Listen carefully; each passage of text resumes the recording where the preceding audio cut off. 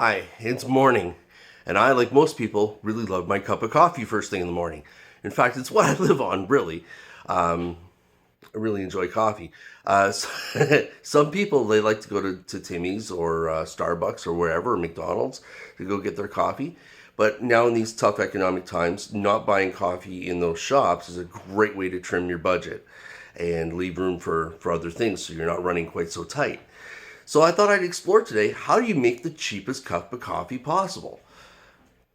Well, first, it's helpful to know how commercial machines actually make coffee. And I happen to have a commercial machine back behind me here. It's about 50 years old, but it still works perfectly. Now, I'm kneeling because I can't seem to get the lighting right otherwise. Now, here is the tank that holds the hot water. It keeps the water hot all the time when this thing is plugged in, which makes it very inefficient, which doesn't make it the best choice if you're trying to save a buck or two. But it keeps the water hot all the time. The cold water goes in here and pushes the hot water out through the sprayer into the basket. Now the sprayer, I'll show you really quick,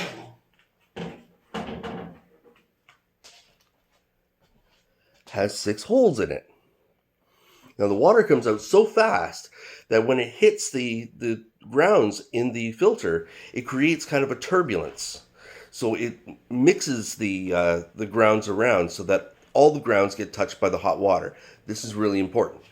This machine here actually makes a cup of coffee in about 3 minutes, which is ideal. That's considered the gold standard. So time, temperature, and turbulence. Those are the 3 ways of making a good cup of coffee. Now, you're not going to have one of these commercial machines.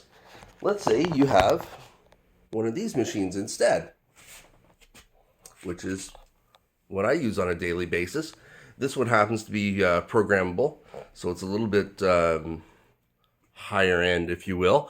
But you don't necessarily have to have a programmable one.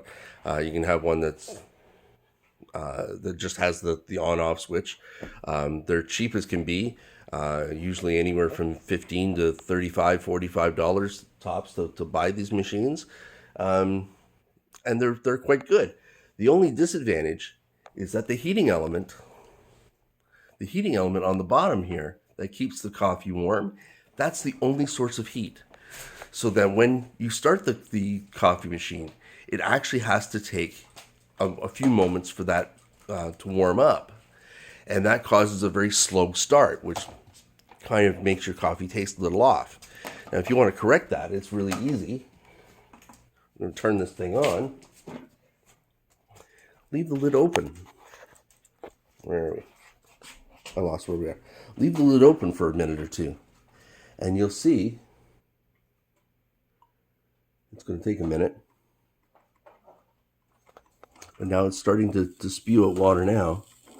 But that water isn't as hot as it could be. So let it sit, let it go for a minute.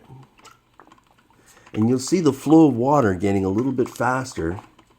And you'll see steam coming from it eventually.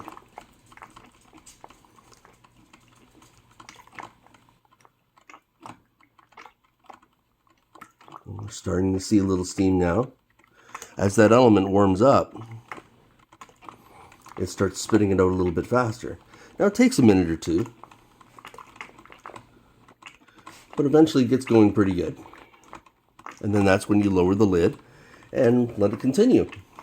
The other way is to actually just brew the pot straight up. Just take the basket right out and just let a pot of water run through, and then take that water and put it in again, and then let it run through. That'll provide a good cup of coffee. Now, why ask? You wouldn't start with just hot water to begin with? Well, simply because that burner still has to warm up. So you're still getting a bit of a cold start to it. Anyway, we're going to let that run for a minute. The next one I want to talk about is a French press. Right here. Now, a French press is actually kind of neat. You put your coffee grounds in the bottom, and this is the filter. And then you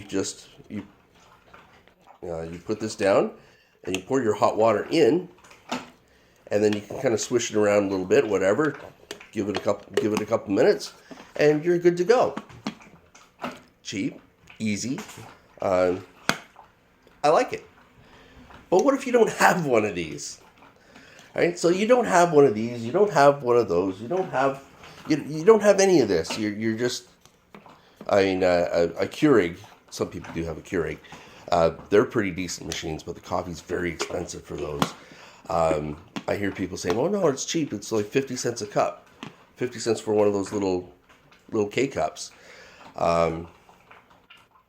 Yes, that's 50 cents a cup, but there's 100 cups in one of these containers. Now, one of these containers retails for about $7, where if you take 100 times 50 cents a cup, that's $50 for the same amount of coffee.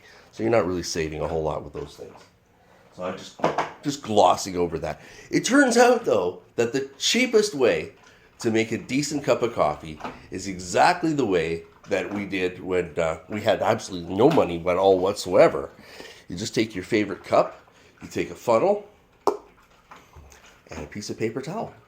And your paper towel becomes the filter that fits in there. You put your coffee grounds in there, and you take your kettle of hot water, and you pour it in.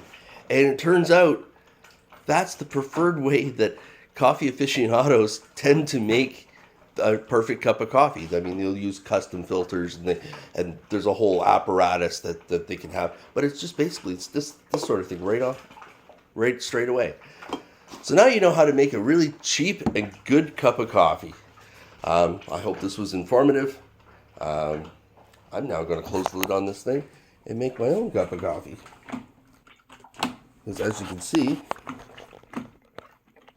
it's going pretty good now. I hope this was useful.